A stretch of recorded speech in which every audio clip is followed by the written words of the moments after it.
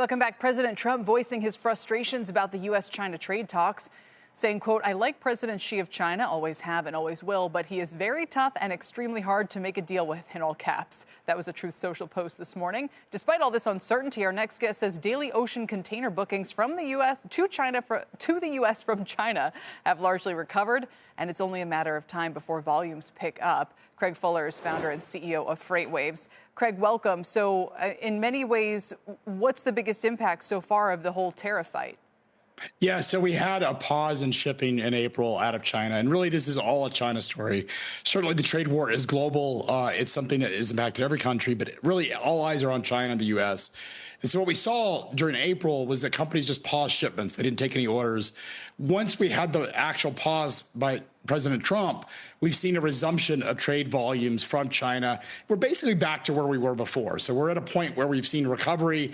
Bookings are increasing, and we're seeing what looks like more normalized trade volumes than what you would expect in a normal market. So bookings, on average, happen 8 to 12 days prior to sailing. So what you're saying is the booking rebound is an early indicator that we're going to see the volumes showing up kind of on the West Coast or wherever they're headed, and so there shouldn't be any disruption or any empty store shelves or anything like that.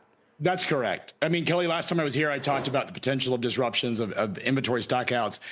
The fact is that we had a month of basically volumes were stalled. We saw a 65% drop of volumes out of China.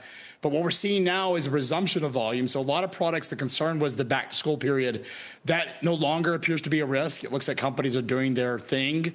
And even at the current levels of 10%, it really is not impactful in terms of supply chains.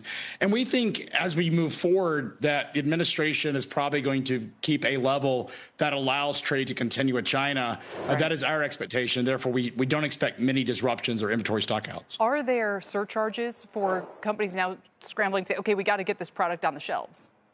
Yeah, the ocean container lines never miss an opportunity to inflict some pain on their shippers. So we have seen the ocean container lines have increased spot rates by as much as 300 to 400% in some cases. So we've seen substantial increases in ocean container prices. Everyone's trying to get their cargo into the United States before the deadline, before these tariffs effectively are off pause. True. And that's the assumption that companies are making. And so they want to make sure that they have their product into the U.S., has cleared customs before that. So they're scrambling for capacity. And the ocean container companies know this. They're making sure that they maximize their economics as well, and implemented surcharges and higher spot rates. And which is just something to keep in mind. We could have inflation because of the actual tariffs or for the scramble to then move product around as a result of the pause. Craig, for now, thanks. We'll check back in soon. Appreciate it today. Craig Fuller with FreightWaves.